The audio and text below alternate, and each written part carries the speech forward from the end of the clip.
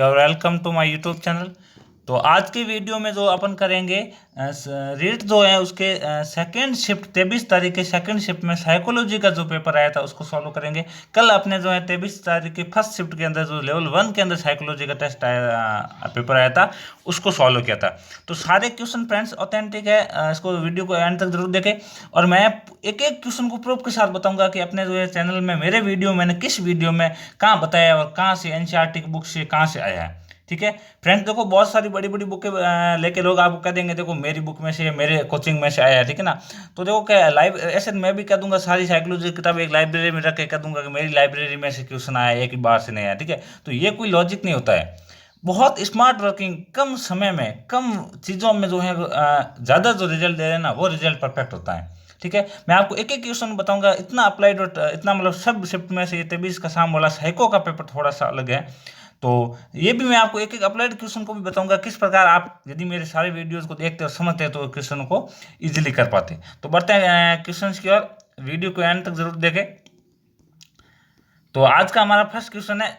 सबसे पहले बड़ी बात तो है मैंने आपको हर एक वीडियो में कहा, मैंने कहा फ्रेंड्स हर एक बात हर एक वर्ड की इंग्लिश टर्म साथ में याद रखें, इंग्लिश से आप इजीली क्वेश्चन को कर पाएंगे, ठीक है ना। हर एक क्वेश्चन में वो बात आपको इस पेपर में समझ में आएगी कि किस प्रकार इंग्लिश साथ में पढ़ते तो आपको ज़्यादा फायदा होता। तो शुरू करते हैं वीडियो में। फर्स्ट क्वेश्चन है, विकास का कौन सा आयाम नॉम चॉम्स्की के सिद्धांतों से प्रभावित हुआ। बिल्कुल ही इजी और सिंपल क्वेश्चन है, कोई इसमें फेरबदल नहीं है। चार ऑप्शन है, इसमें से बताना है कि नॉम चॉम्स्की ने कौन सा सिद्धांत दिया। तो सिंपल है, भाषाई विकास या लैंग्वेज डेवलपमेंट। ऑप्शन ए इसका राइट हो जाएगा। बढ़ते हैं दूसरे क्वेश्चन की ओर। दूसरा क्वेश्चन है, स्वभाव में व्यक्तिगत विभिन्नताएं आधारभूत रूप से होती हैं, ठीक है ना। बहुत इजी क्वेश्चन है, बस थोड़ा सा इसको समझना है। Individual differences in temperament are basically, temporary रूप से जो है आधारभूत तो उसका मेन बेसिक उस रूप से व्यक्तिगत विभिन्नताएं क्या होती हैं। एक कोई व्यक्ति होता है उसमें विभिन्न होता है, ठीक है ना। दो व्यक्ति होते हैं उसमें अलग अलग गुण होते हैं, इसका मतलब क्या है उनके जन्मजात गुण अलग है, जन्म से उनके अंदर जो गुण है अलग है। तो राइट आंसर भी हो जाएगा। बढ़ते हैं नेक्स्ट क्वेश्चन की ओर। नेक्स्ट क्वेश्चन है हमारा, किसने व्यक्तित्व के किसी भी सिद्धांत को प्रतिपादित नहीं किया। मतलब ऐसे कौन से मनोवैज्ञानिक है जिन्होंने व्यक्तित्व का कोई सिद्धांत प्रतिपादित नहीं किया। तो पढ़ते हैं बीएफ स्किनर, ठीक है ना, सिगमंड फ्राइड, गोल्ड आलपोर्ट और रेमंड बी कैटल। तो आलपोर्ट ने और कैटल ने दोनों ने व्यक्तित्व का शील गुणों का सिद्धांत दिया था, ठीक है ना फ्रेंड्स, दोनों ने शील गुणों का सिद्धांत दिया था। और सिगमंड फ्राइड ने इन्होंने भी जो है व्यक्तित्व का मनोविश्लेषण विश्लेषण सिद्धांत दिया। लेकिन बीएफ स्किनर ने जो है वो क्रिया प्रसूत अधिगम का सिद्धांत दिया, इसका कोई सिद्धांत नहीं दिया व्यक्तित्व का। राइट आंसर हो जाएगा ऑप्शन ए, क्रिया बीएफ स्किनर, ठीक है फ्रेंड्स। बढ़ते हैं नेक्स्ट क्वेश्चन की ओर। प्रत्येक क्वेश्चन को आपको समझाऊंगा कि ये आंसर यदि मैं बता रहा हूँ तो ये कैसे सही है और 100% देखना आपके ओरिजिनल की से ऑथेंटिक आंसर मिलेगा। एक आध क्वेश्चन को इधर उधर हो सकता है। हेनरी ए मुरे तथा क्रिस्टीना डी मॉर्गन द्वारा कौन सा परीक्षण निर्मित किया। हेनरी और मुरे ने टीएटी दिया, बार बार मैंने पढ़ा है, बार बार, ठीक है ना। एक तो मैंने जो फ्रेंड्स साइकोलॉजी एनसीईआरटी 11th और 12th बुक की सीरीज चालू की थी, उसके अंदर लगभग 15 वीडियो बनाए थे। एक रेट की जो है टेस्ट सीरीज शुरू की थी डेली 30 प्रश्नों की, उसके भी 12-13 वीडियो बनाए थे। सारे क्वेश्चन इन वीडियो से बाहर एक भी बार नहीं आया। अप्लाइड क्वेश्चन होते हैं वो तो अब लगा लगा नहीं होता है, लेकिन उन क्वेश्चन को आपने सारे पढ़े हैं तो अप्लाइड क्वेश्चन को भी आप इजीली समझ लिया होगा आपने, ठीक है फ्रेंड्स। तो बढ़ते हैं पांचवें क्वेश्चन की ओर। तो टीएटी जो है इसको नहीं बोलते हैं, कथानक संप्रदाय परीक्षण इंग्लिश में हो जाएगा। थैमेटिक एप्रिसिएशन टेस्ट जो है वो अपने हेनरी मुरे और क्रिस्टीना मॉर्गन ने दिया था। बढ़ते हैं नेक्स्ट क्वेश्चन की ओर। पांचवा क्वेश्चन है, which factor is not related to growth of a child. कौन सा जो फैक्टर है जो बच्चे की ग्रोथ यानी वृद्धि से जुड़ा हुआ नहीं है, जिससे वृद्धि से कोई मतलब नहीं है। पढ़ो देखो, न्यूट्रिशन या पोषण, पोषण नहीं होगा तो वृद्धि होगी क्या। अब है ना एलिमिनेशन मेथड, मैंने आपको एक और बात बताई थी हर एक टेस्ट सीरीज में कि एलिमिनेशन मेथड अपनाओ। मतलब जो किस ऑप्शन बिल्कुल आप पहले बार कर रहे हैं उनको बार करो ताकि आपका ध्यान बाकी वाले ऑप्शन पर जाए। पोषण के बिना तो वृद्धि होगी नहीं, ये तो होगा ही नहीं ऑप्शन, ये तो काटो। स्वास्थ्य, अब स्वास्थ्य किसी इंसान का बच्चा है जन्मते उसका स्वास्थ्य अच्छा नहीं खराब हो गया तो उसकी वृद्धि होगी क्या, मुझे बताओ, बिल्कुल नहीं होगी। तो ये तो अपना आप कर जाएगा। पिक्चर है दो ऑप्शन, ठीक है ना, अधिवास और निंद्रा। अधिवास का मतलब होता है, अभी हिंदी में ये वर्ड है आप नहीं समझ पाओगे अधिवास क्या, मैं भी नहीं समझ पाया फ्रेंड्स। लेकिन जब अपने इसको इंग्लिश में पढ़ेंगे डोमिसिलिन तो इसका मतलब अपन समझ लेंगे उसका निवास स्थान, ठीक है, जहाँ पर वो अप्रत्यक्ष रूप से कुछ टाइम के लिए रह रहा है, ठीक है। तो एक वैसे निवास स्थान को अपन जो है एक रिप्लेस जहाँ पर ना हमेशा मूल निवास बोल सकते हैं, ठीक है ना। लेकिन फ्रेंड्स निंद्रा और अधिवास में से नींद अपन टाइम पे नहीं लेंगे, तो अपना विकास वृद्धि होगी क्या? बिल्कुल नहीं होगी। नींद कम लेंगे तो वर्दी में अपने इफेक्ट पड़ेगा, काफी इफेक्ट पड़ेगा, लेकिन निवास स्थान, अस्थायी निवास स्थान से कोई इफेक्ट नहीं पड़ेगा। ठीक है, अस्थायी रूप से अपन कुछ ऐसी जगह पे रह रहे हैं जहां पर मान लो पर्याप्त ताप नहीं है, पर्याप्त ऑक्सीजन भी नहीं मिल रही, कुछ टाइम के लिए रह रहे हैं डोमिक्लिन रूप से, तो वहाँ उसका कोई मतलब वर्दी के ऊपर फर्क नहीं पड़ेगा। तो राइट आंसर इसका डी हो जाएगा 100%। बढ़ते हैं नेक्स्ट क्वेश्चन की ओर। नेक्स्ट क्वेश्चन है हमारा, कौन सा परीक्षण बुद्धिमत्ता का संस्कृति मुक्त अवाचिक परीक्षण है? ठीक है ना, ये ध्यान रखना, इसमें संस्कृति मुक्त परीक्षण कौन से हैं? ठीक है ना, तो संस्कृति मुक्त परीक्षण जो है वो वेस्लर ने भी दिए थे, और स्टैंडर्ड प्रोग्रेसिव मैट्रिक्स, इसके अंदर जो है सारे संस्कृति मुक्त परीक्षण आते हैं, और इन्होंने जो है वेस्लर ने भी दिया था। ठीक है ना, तो सब ने दिया था, लेकिन वेस्लर वयस्क बुद्धिमत्ता मापनी, ठीक है, तो ये इसके अंदर ही आता है, स्टैंडर्ड प्रोग्रेसिव मैट्रिक्स के अंदर शामिल ही होता है। ठीक है ना फ्रेंड, इसी के प्रकार है। ठीक है, तो इसका राइट आंसर हो जाएगा डी। ठीक है, बाकी इसका जो है बी भी इसका गलत आंसर नहीं है, बट इसका करेक्ट आंसर हो जाएगा डी, स्टैंडर्ड प्रोग्रेसिव मैट्रिक्स। बढ़ते हैं नेक्स्ट क्वेश्चन की ओर। नेक्स्ट क्वेश्चन है हमारा, बहुआयामी बुद्धिमत्ताओं के गार्डनर के सिद्धांत में कौन सी बुद्धिमत्ता सम्मिलित नहीं है? मैंने बहुत बताया था, मैंने कहा गार्डनर के सिद्धांत से, एक तो फ्रेंड देखना डिसलेक्सिया और एक गार्डनर का सिद्धांत रीट के हर पेपर में आता है, और मैंने ये बात टेस्ट सीरीज में बताई थी। गार्डनर का सिद्धांत पूरा मैंने समझाया था एक वीडियो के द्वारा। मैंने कहा एनसीईआरटी में इसकी 8 बुद्धियां हैं, टोटल इसकी अब 10 बुद्धियां होगी, लेकिन एनसीईआरटी में 8 जिक्र की हुई है। ठीक है, और अस्तित्वकारी जो उसकी बुद्धि है या नवी बुद्धि ठीक है ना, नई बुद्धि 9वीं नंबर की है। ठीक है, तो इसमें से जो है बुद्धिमत्ताओं के गार्डनर के सिद्धांत में कौन सी बुद्धिमत्ता नहीं है? तो प्राकृतिक है, अस्तित्वकारी है, अंतर्वैयक्तिक है, इंट्रापर्सनल, लेकिन सावेगिक बुद्धि ये कोई इनका सिद्धांत में बिल्कुल नहीं है। ठीक है, तो राइट आंसर हो जाएगा सी। बढ़ते हैं नेक्स्ट क्वेश्चन की ओर। रचनात्मकता चिंतन के कौन से प्रकार से संबंधित है? रचनात्मकता चिंतन के अंदर जो रचनात्मकता क्रिएटिविटी होती है, ये किस चिंतन से संबंधित है? रचनात्मकता क्या हो, सृजनात्मकता क्या हो, ब्रांच एक ही बात है, और ये अक्षय चिंतन से संबंधित है। ये एग्जाम भी प्रीवियस में कई बार आ चुका है, कई बार ये सेम एग्जाम आ चुका है, बस लैंग्वेज घुमाते हैं, कभी रचनात्मक कर देते हैं, कभी जो है इसका सृजनात्मक कर देते हैं। तो मैंने आपको इसलिए शुरुआत में कहा था, मैंने कहा फ्रेंड्स बड़ी बड़ी बुक्स पढ़ने के बजाय स्मार्ट स्टडी कीजिए, पुराने पेपर जो उठाइए उनके प्रश्न पढ़िए, और मैंने खुद आपको किताब भी रिकमेंड की थी, मैं ज़्यादा से ज़्यादा जो है पुराने क्वेश्चन करवा रहा था। बट नेक्स्ट क्वेश्चन की ओर। नवा क्वेश्चन है हमारा, मानसिक विमंदित पद को किस पद के साथ प्रतिस्थापित किया जा सकता है? प्रतिस्थापित का मतलब है भाई, इस मानसिक विमंदित की जगह अपन और कौन सा पद ले सकते हैं? 4 पदों में से कौन सा अच्छा हो सकता है? तो मानसिक विमंदित का मतलब क्या होता है? टर्म मेंटल रिटार्डेशन, यानी आदमी जो है वो मेंटल रूप से रिटार्ड है, उसके अंदर बुद्धि बिल्कुल क्या है ही नहीं है। ठीक है ना, इसका मतलब क्या है? रिटार्ड है, उसके अंदर योग्यता नहीं बुद्धि की, बुद्धि अयोग्य है, सिंपली राइट आंसर ये हो जाएगा। बढ़ते हैं आपके 10th नंबर क्वेश्चन की ओर। व्यक्तित्व की सैद्धांतिक अवधारणा के लिए निम्न में से कौन सा सत्य नहीं है? यहाँ पर देखो, पहले यहाँ से नई को डाक नहीं करते थे, अभी नई को डाक भी कर रहे हैं। ठीक है, तो व्यक्तित्व की सैद्धांतिक अवधारणा के लिए निम्न में से कौन सा सत्य नहीं है? ठीक है ना, बहुत ही इंपॉर्टेंट और बहुत ही इजी क्वेश्चन है। ठीक है फ्रेंड्स, इसको थोड़ा सा समझना आपको देखना। व्यक्तित्व जो है स्थायी संयोजन होता है व्यक्तित्व के अंदर। ठीक है ना, अच्छा व्यक्तित्व होगा स्थायी संयोजन कर लेगा। सामान्य है, ठीक है ना, व्यक्तित्व सब सामान्य प्रक्रिया है, और अनूठा यूनिक है। हर एक व्यक्ति का व्यक्तित्व यूनिक होता है। ठीक है, लेकिन व्यक्तित्व स्थिर नहीं होता है। और आलपोर्ट ने भी अपने परिभाषा में कहा था कि व्यक्तित्व जो है गत्यात्मक संगठन है, जो कि अपूर्व समायोजन को तय करता है। तो ये स्थिर होता है, गत्यात्मक होता है, सॉरी स्थिर नहीं होता है। तो इसका राइट आंसर हो जाएगा ऑप्शन ए, स्थिर जो है ये इसका सैद्धांतिक अवधारणा में नहीं है। बढ़ते हैं नेक्स्ट क्वेश्चन की ओर। आज का हमारा 11th नंबर का क्वेश्चन है, पढ़ने से संबंधित अधिगम अक्षमता को कहा जाता है। कई बार ये एग्जाम में क्वेश्चन आया हुआ, रीट का ऐसा कोई पेपर नहीं है जिसमें ये क्वेश्चन नहीं आया। डिसलेक्सिया, डिस्ग्राफिया, इनसे तो बार बार क्वेश्चन आ रहे हैं, और मैंने इंपॉर्टेंट भी कहा था, मैंने कहा डिसलेक्सिया जो है अगली बार भी 100% आएगा। इसका राइट आंसर हो जाएगा डिसलेक्सिया, पढ़ने से संबंधित ये बीमारी है। नेक्स्ट बढ़ते हैं, न्यूनतम आधारभूत सुविधाओं से वंचित बालकों को निम्न रूप से वर्गीकृत किया जा सकता है। ठीक है, न्यूनतम आधारभूत सुविधाओं को, ऐसे बालक है जिनको न्यूनतम आधारभूत जो है सुविधाएं भी नहीं मिल रही हैं। अब इसमें भी एलिमिनेशन मेथड अपनाओ, काटने वाला अपनाओ। ठीक है, ऐसे अपराधी बालक होंगे, ऐसे होंगे क्या? बिल्कुल नहीं होंगे। जिनको सुविधाएं नहीं मिल रही वो अपराध कैसे कर पाएंगे? ठीक है, तो उसके अंदर ये तो ऑप्शन बिल्कुल भी कट हो जाएगा।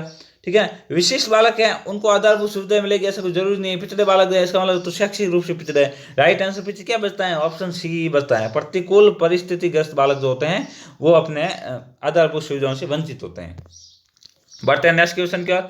नेक्स्ट क्वेश्चन है हमारा, निम्न में से कौन सा कुसंयोजन का व्यवहारात्मक लक्षण है? ये भी बहुत इजी क्वेश्चन है, इसको समझो आप। व्यवहारात्मक लक्षण है, व्यवहारात्मक का मतलब है, देखो 3 प्रकार के व्यक्तित्व के पक्ष होते हैं, भावात्मक, क्रियात्मक, ठीक है, और संज्ञानात्मक, ठीक है। तो देखो व्यवहारात्मक का मतलब है क्रियात्मक पक्ष है, व्यवहार कर रहे हैं। तो मुझे बताओ चिंता, अब देखो चिंता क्रियात्मक पक्ष है क्या?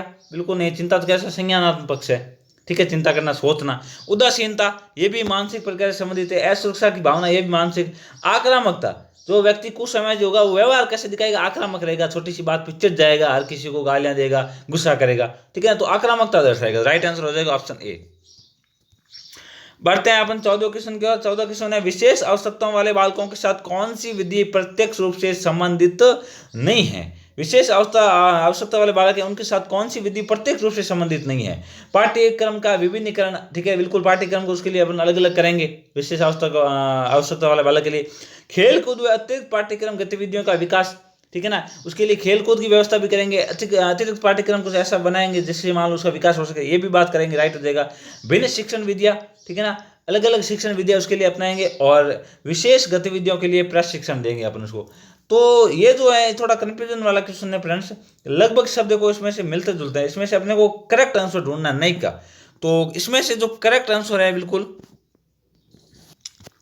तो फ्रेंड्स इसके लिए भिन्न शिक्षण विद्या भी अपनाएंगे अपना उनके लिए, ठीक है, लेकिन विशेष गतिविधियों के लिए प्रशिक्षण, उसको विशेष गतिविधियां नहीं देंगे, ठीक है ना। विशेष गतिविधियां का उनको देंगे, प्रतिभाशाली बालक है इनको देंगे, जिनको है ना स्पेशली कुछ नहीं दे, लेकिन ये जो पिछड़े बालक वगैरह होंगे उनको अपन विशेष गतिविधियां नहीं देंगे। तो मेरे अकॉर्डिंग इसका राइट आंसर डी होगा फ्रेंड, ठीक है। बाकी आप देखो ये थोड़ा कंफ्यूजन वाला क्वेश्चन है। बढ़ते हैं नेक्स्ट क्वेश्चन की ओर। 15वां क्वेश्चन है हमारा, इवान पावलो द्वारा प्रतिपादित शास्त्रीय अनुबंध सिद्धांत अधिगम को निम्न के द्वारा समझाता है। ये भी इंपॉर्टेंट क्वेश्चन है, लेकिन थोड़ा सा अपने को उलझा सकता है। देखो उसमें पुनर्बलन तो होगा ही नहीं, क्योंकि पुनर्बलन शब्द तो स्किनर और हल ने यूज किया था। अंतर्दृष्टि बिल्कुल नहीं होगा, कोलर कोपका वर्दीमर इन्होंने इन शब्द को यूज किया। 2 ऑप्शन तो अपन ने पहले ही काट दिए, अब ऑप्शन रहे हैं 2, अनुकरण और शास्त्रीय। अब मैं आपको सही बताऊं तो पावलो के अंदर दोनों गुण है, तो पावलो के सिद्धांत में दोनों गुण बताए हैं कि बालक जो अनुकरण के द्वारा ज्यादा सीखता है पावलो के सिद्धांत में, नकल कर करके देख देख के, ठीक है, जैसे कुत्ता भी देख देख के ना बार बार करके उसको इमिटेशन के द्वारा सीख जाता है। और साथ चीज यानी किसी चीज के साथ संबंध बटा के सीखना है। तो दोनों बात सही है, लेकिन दोनों में से भी यदि परफेक्ट बात करें तो शास्त्रीय होगा फ्रेंड्स। अनुकरण तो उसके बाद में गुण आ जाएंगे, बाकी बाद में जो है मेन शास्त्रीय के द्वारा बालक सीखता है। तो मेरे अकॉर्डिंग राइट आंसर जो है दोनों में से शास्त्रीय होगा। बाकी अनुकरण भी मान सकता है, एंड बाकी अनुकरण जो ज्यादा जो है बांडुरा के सही होगा। बांडुरा ने जो अनुकरण के द्वारा सीखना ये बताए हैं। तो राइट आंसर जो है इसका शास्त्रीय ही होगा फ्रेंड्स, बी होगा। बढ़ते हैं नेक्स्ट की ओर।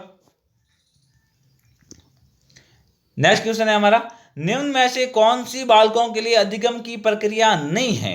ठीक है ना, निम्न में से कौन सी बालकों के लिए अधिगम की प्रक्रिया नहीं है? अधिगम की प्रक्रिया जो नहीं है वो बताना। मुझे बताओ, कल्पना करेगा तभी तो अधिगम होगा, तर्क करेगा अधिगम में, प्रतिबिंबन भी करेगा, लेकिन परिपक्वता ये अधिगम की प्रक्रिया थोड़ी है। अधिगम नहीं करेंगे इसका मतलब परिपक्व होगा नहीं, क्या बालक होगा? तो परिपक्वता अलग प्रक्रिया है, ठीक है फ्रेंड, राइट आंसर हो जाएगा सी। बढ़ते हैं नेक्स्ट क्वेश्चन की ओर। 70वां क्वेश्चन है हमारा, अधिगम में पुरस्कार व दंड की अवधारणा किसके द्वारा प्रस्तावित की गई थी? बहुत इजी और लट्टू क्वेश्चन है। थॉर्नडाइक ने नहीं दी, कोलर कोप कालूर बांडुरा इन्होंने नहीं दी, बीएफ स्किनर ने जो है वो पुरस्कार और दंड के बारे में बताया। बढ़ते हैं नेक्स्ट क्वेश्चन की ओर। नेक्स्ट क्वेश्चन है हमारा, अधिगम की अवधारणा के लिए कौन सा कथन सत्य नहीं है? अधिगम की अवधारणा को ध्यान में रखे सारे कथन पढ़ने हैं। अधिगम व्यवहार में परिवर्तन है, बिल्कुल है, व्यवहार में परिवर्तन है। अपेक्षाकृत रूप से स्थायी अंतर परिलक्षित करता है, मतलब स्थायी परिवर्तन है, ये भी बात राइट है। अधिगम अभ्यास द्वारा प्रभावित होता है, बिल्कुल होता है, अभ्यास के द्वारा। और अधिगम एक जन्मजात प्रक्रिया है, ये कोई जरूरी नहीं है, ठीक है फ्रेंड्स, जरूरी नहीं है कि अधिगम जन्मजात हुआ है, अधिगम जो है बाद में भी जो है होता है। बढ़ते हैं नेक्स्ट क्वेश्चन की ओर। आज का हमारा नेक्स्ट क्वेश्चन है, शिक्षा में अवधारणा मानचित्रण किसके द्वारा सुझावित किया गया? बहुत इजी और बहुत ही फैक्ट वाला क्वेश्चन है, ठीक है ना। ये क्वेश्चन एनसीईआरटी बुक के अंदर आपको दिया हुआ है, ठीक है ना। और इसका राइट आंसर हो जाएगा जोसेफ डी नोवाक, इन्होंने जो है अवधारणा मानचित्र के बारे में बताया। एनसीईआरटी जो है वो 12वीं क्लास के 30 लेसन में दिया हुआ है। नेक्स्ट क्वेश्चन है, शिक्षण का कौन सा प्रकार शिक्षण के उद्देश्यों पर आधारित नहीं है? संज्ञानात्मक शिक्षण, भावात्मक शिक्षण, मनोगीतात्मक शिक्षण, ये सारे उद्देश्य हैं। वर्णनात्मक शिक्षण ऐसा कोई उद्देश्य नहीं है, राइट आंसर भी हो जाएगा इसका।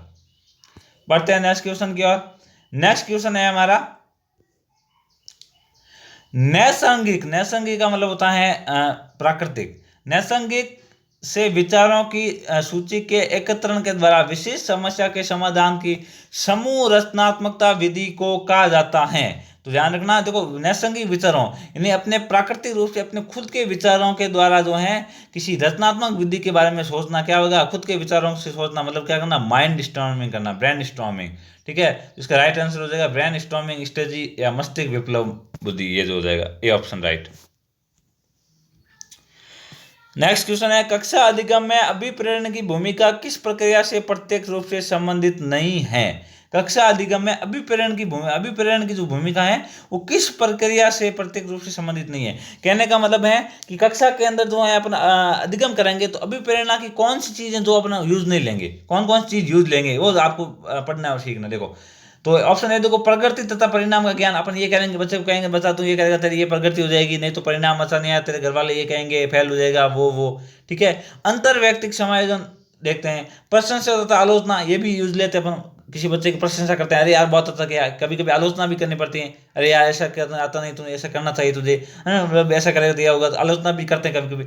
आकांक्षा स्तर भी उसका बढ़ाते हैं, उसकी सोचने की उसके जो है क्षमता, उसको उसके बारे में बताते हैं। शुरुआत में एक बच्चा क्लास में आता है तो उसकी ज़्यादा जानकारी नहीं होती है, ठीक है ना, तो वो चाहता है कि मैं तो अपने घर पापा की तरह दुकान ही चलाऊंगा, उसको लगता है दुकान चलाना ही बेस्ट काम है, मेरे पापा करते हैं। लेकिन बाद में जो आता है तो पता चलता है कि भाई इसके अलावा भी बहुत सारे ऑक्यूपेशन हैं जो इससे बड़े हैं, और फिर वो कहता है मैं तो एक दिन जो है बहुत बड़ा ऑफिसर बनूंगा। तो ये आकांक्षा स्तर जो है इसके टीचर के द्वारा बढ़ाया जाता है फ्रेंड्स, ठीक है। लेकिन अंतर व्यक्तिक समायोजन जो है ये मतलब कहने का मतलब वो व्यक्ति तो अंदर से समायोजित है या नहीं है, इसका वो टीचर जो है उसके प्रत्यक्ष जो है क्लास से कोई संबंध नहीं होगा। तो राइट आंसर भी हो जाएगा इसका। बढ़ते हैं नेक्स्ट क्वेश्चन की ओर।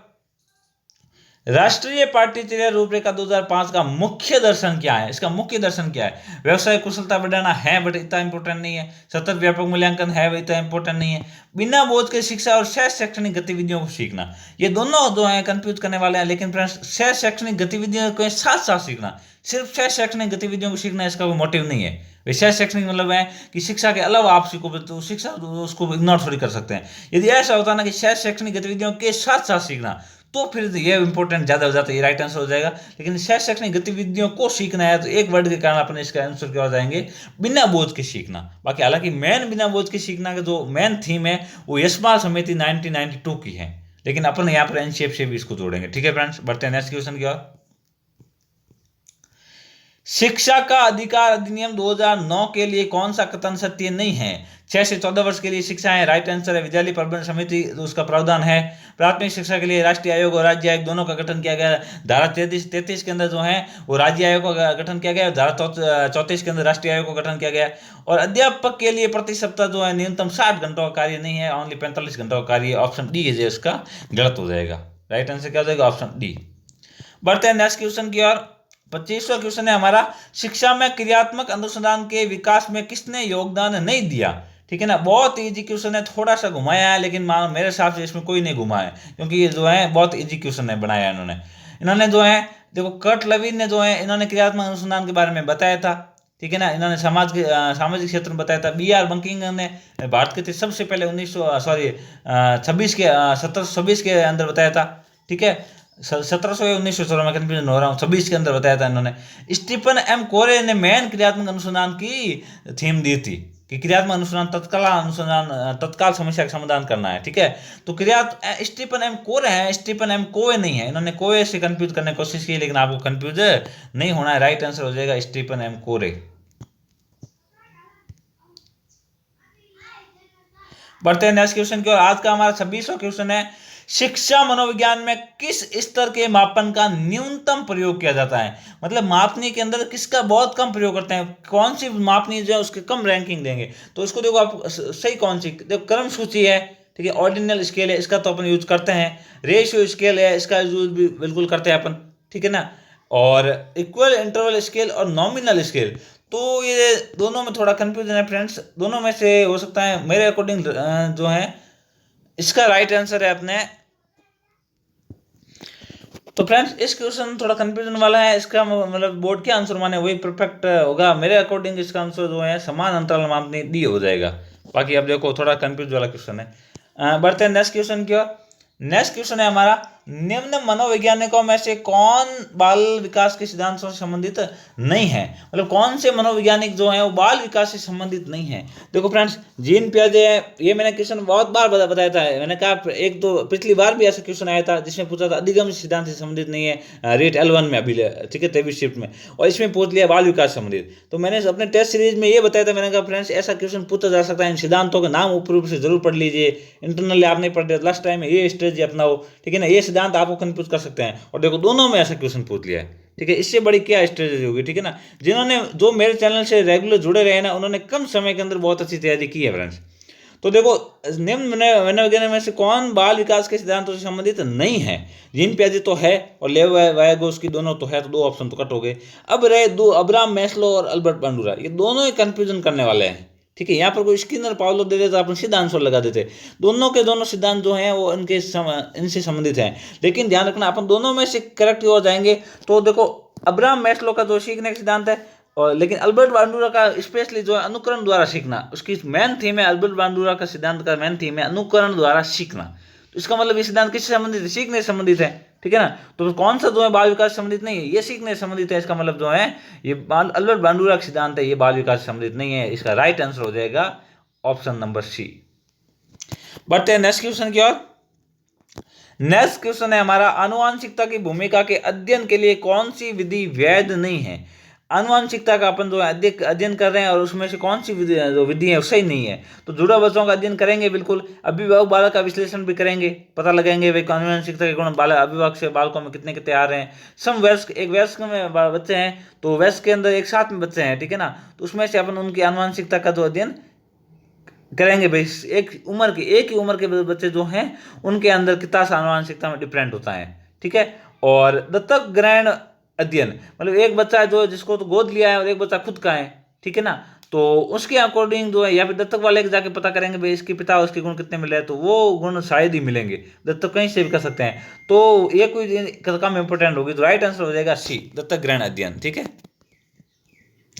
29वां क्वेश्चन है, एक व्यक्ति की दिखाई देने वाली देख तथा मनोवैज्ञानिक विशेषताओं के रूप में परिभाषित किया जा सकता है अपने ही फ्रेंड्स, अपने ही, मैंने NCERT 11th साइकोलॉजी बुक की सीरीज के अंदर दूसरी या तीसरी वीडियो आप जाके देख लीजिए, उसमें जीनोटाइप और फिनोटाइप के बारे में मैंने बताया था। मैंने कहा व्यक्तित्व को जो NCERT के अंदर दोनों फैक्ट आए हुए हैं और दोनों मैंने बताया था। 11th क्लास की बुक जो है उसकी सीरीज है, साइकोलॉजी प्लेलिस्ट है, उसकी दूसरी या तीसरी वीडियो मैंने बताया था। मैंने कहा जीनोटाइप का मतलब होता है व्यक्ति के आंतरिक गुण, जीन से संबंधित, फिनोटाइप है दिखने वाले गुण, तो राइट आंसर हो जाएगा फिनोटाइप सी। और आज का हमारा लास्ट क्वेश्चन है, किस परिप्रेक्ष्य के अनुसार बाल विकास शरीर के अंदर एक विशिष्ट तथा पूर्व व्यवस्थित प्रणाली को दर्शाता है। किस परिप्रेक्ष्य के अनुसार बाल विकास जो है वो शरीर के अंदर एक विशिष्ट तथा पूर्व व्यवस्थित प्रणाली को दर्शाता है। तो इसका राइट आंसर हो जाएगा जैविक।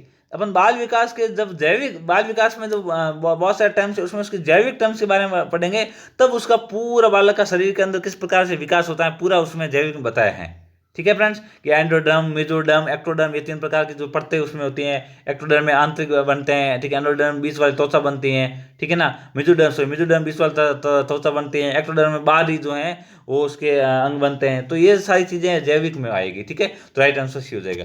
तो ये फ्रेंड्स कुछ शिफ्ट 2 जो 23 तारीख का था उसका साइकोलॉजी का पेपर था। तो आशा करता हूँ आपको वीडियो अच्छा लगा होगा। मैंने काफ़ी जो है इसको विश्लेषण करने के बाद में वीडियो बनाया है, ठीक है। तो वीडियो अच्छा लगा प्लीज़ शेयर करें और अपने फ्रेंड्स के साथ शेयर जरूर करें। तो रीट मेंस की तैयारी आप बहुत कम समय में बहुत शॉर्ट कंटेंट में स्मार्ट वर्किंग करना चाहते हैं, मेरे चैनल को सब्सक्राइब जरूर करें। ये सब चैनल आपके लिए बहुत इंपॉर्टेंट होने वाला है। मिलते हैं कल, अपन 24 तारीख के दोनों पेपर को जो है उसको कल सॉल्व करेंगे। थैंक यू फॉर वॉचिंग, मिलते हैं नेक्स्ट वीडियो में।